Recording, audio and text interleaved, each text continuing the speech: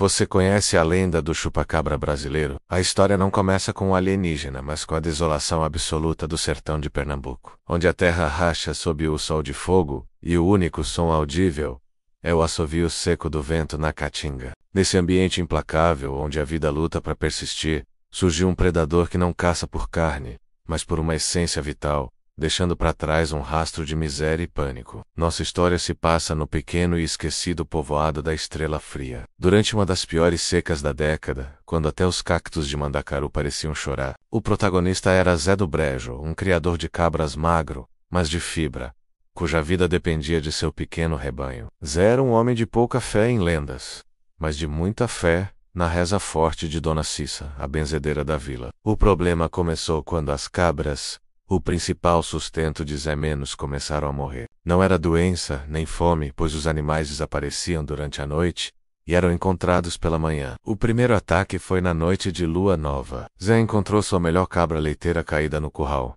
Não havia sangue no chão de terra batida. Não havia sinais de luta ou arrombamento na cerca. O animal estava frio, mas a carne estava intacta. O que o aterrorizou foram os 2 pequenos furos no pescoço da cabra, limpos, precisos, como se tivessem sido feitos por agulhas cirúrgicas, e esvaziando o corpo por completo. O animal parecia ter sido drenado de todo o seu sangue e fluidos. Nos dias que se seguiram, a praga se espalhou. O ataque não era por fome, era uma extração metódica. Dona Cissa foi consultada, e ela olhou para a cabra com um horror profundo. Isso não é onça, Zé. Não é bicho do mato. É sede.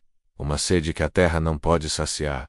Os murmúrios na vila cresceram. Os mais velhos, que lembravam da lenda importada nos anos 90, batizaram a coisa chupacabra. Mas o ser que atacava o sertão não era alienígena. Era um espelho da própria desgraça da seca. Zé do Brejo, desesperado com a perda de metade do seu rebanho, decidiu confrontar o inimigo. Ele e seu vizinho, seu Lunga, um velho fazendeiro desconfiado, montaram uma tocaia. Eles escolheram a cabra mais fraca e a deixaram amarrada no centro do curral. Zé e Lunga se esconderam atrás de uma moita de jurema seca, armados com suas espingardas de cartucho. A noite estava escura e sufocante, sem um pio de coruja.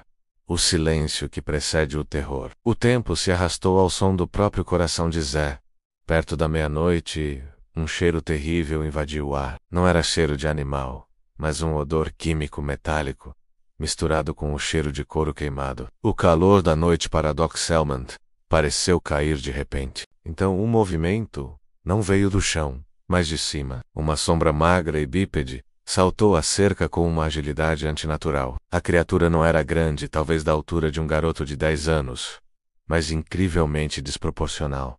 Sua pele não era escamosa, era ressecada e cinzenta, como o couro curtido e rachado pela seca. Tinha braços longos e finos, com garras pontiagudas nas mãos. A cabeça era pequena e pontuda, e os olhos, eram 2 pontos de brasa vermelha e brilhante na escuridão. O chupacabra do sertão era magro e faminto, como a própria fome encarnada. A criatura avançou sobre a cabra, que apenas estremeceu, incapaz de gritar. O chupacabra se curvou sobre o pescoço do animal e, com um movimento rápido e silencioso, inseriu o que parecia ser um apêndice ósseo e fino, que se projetava de sua boca. Não houve mordida, houve sucção. Zé do Brejo viu a cabra murchar em segundos, como se o ar estivesse sendo sugado de um balão. Não havia sangue. Seu Lunga, tomado pelo terror, disparou primeiro. O tiro acertou o chão, levantando terra e poeira, e o som explodiu no silêncio da caatinga. A criatura soltou um guincho metálico e agudo, um som que não era animal nem humano. Ela